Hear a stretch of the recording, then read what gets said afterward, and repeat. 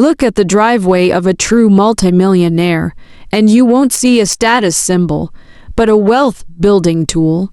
Every morning at 8:47, Marcus pulls his matte black SUV into the office lot. He signed a lease for $900 a month less than a year ago. He prioritizes the front row, ensuring his vehicle is visible from the glass-walled executive suite. Marcus manages digital accounts and earns $95,000 annually. To his associates, he's the high flyer. That luxury machine isn't for travel. It's a mask of success he can't actually afford.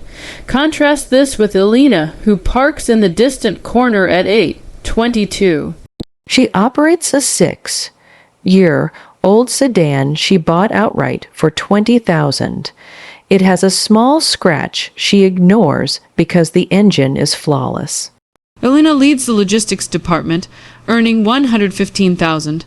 Marcus has a net worth of $15,000.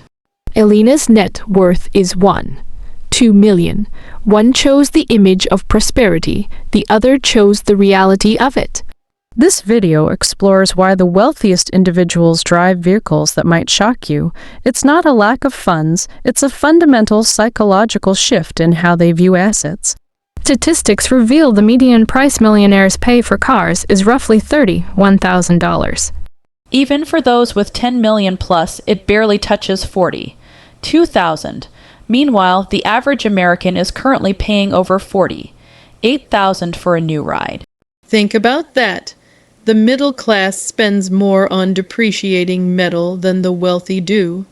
Data shows that 60% of households earning over $250,000 a year drive standard brands like Toyota or Ford. Being rich is about what you keep, not what you show. Only a fraction of high earners choose luxury badges. The top brand for the wealthy, Toyota, Mercedes, and BMW, don't even crack the top 3.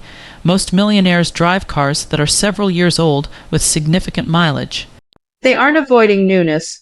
They are avoiding the fastest wealth killer in the modern economy. A vehicle loses 20% of its value the second you drive it home. By year 5, half that money is gone. Yet, the average monthly payment in America has soared past $700. Many are trapped in 7-year loans, meaning they stay underwater, owing more than the car is worth for the entire duration of the debt. Let's look at the math. Marcus pays $900 a month to lease his SUV. Over 3 years, he spends over $30,000 and owns nothing at the end. Elena bought her sedan for $22,000. She keeps it for 9 years. Her monthly cost of ownership is less than half of Marcus's. The $500 monthly difference, if invested at an 8% return over 30 years, swells to nearly $750,000. A car payment is often the price of a lost retirement. Elena's wealth wasn't luck. Most millionaires are self-made. They build fortunes in the gap between income and ego. The car is where that gap is either protected or destroyed. Research shows 94% of millionaires live below their means. Their professions, often teachers, engineers, or accountants. These groups often save surgeons because they don't feel the same pressure to perform wealth. There are 3 reasons the car is the ultimate wealth separator. First, magnitude. It is the second largest household expense. You can skip every latte in the world, but it won't fix a $1,000 car payment.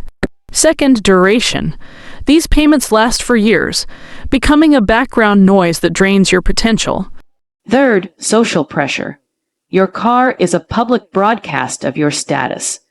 We live in a culture where people would rather be broke in a premium sedan than secure in a modest one. Warren Buffett famously drove a decade-old car he bought at a discount. Mark Zuckerberg has been seen in entry-level hatchbacks. To them, a car is a tool to move from point A to B. The moment it becomes a statement, it becomes a liability. Sarah Stanley found that spending in anticipation of wealth is what keeps people paycheck to paycheck. Marcus drives the SUV because he thinks he's becoming rich. In reality, the SUV is exactly why he isn't. Some argue they need a reliable new car But data proves that brands like Toyota and Mazda are the most reliable on the road, and they cost half as much as luxury counterparts. A 3-year-old used sedan is the sweet spot.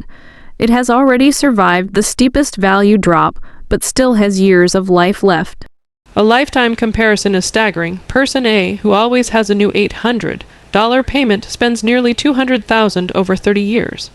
Person B, who buys used and holds, spends $60,000. When Person B invests the difference, they end up with $1 million advantage. Why don't more people do this? Because the car is an identity anchor. It speaks to everyone you pass. The BMW says I've made it, while the Camry says I'm average, but the statistics are flipped. The wealthy have made peace with being invisible. They don't care about the compliment economy. They know that every dollar spent to impress a stranger is a dollar stolen from their future freedom. Marcus is 34. If he stopped the luxury leases today and invested that money, he'd have nearly $900,000 more at 60. Elena started at 26. Her car gap portfolio alone is worth hundreds of thousands. One will retire with options, the other will retire with anxiety. Your car choice is a financial philosophy. It reveals if you are building wealth or just performing it. You don't need a massive salary, you need to stop the leaks. The car is ground zero. When you align your biggest purchase with your long-term goals, every other decision becomes easier. The parking lot will forget what you drove by tomorrow morning. Your bank account will remember what you saved for the rest of your life. If this perspective helped you, please like the video and join us here at Winds of Thought for more deep dives into the psychology of money. How much is your car truly costing your future self?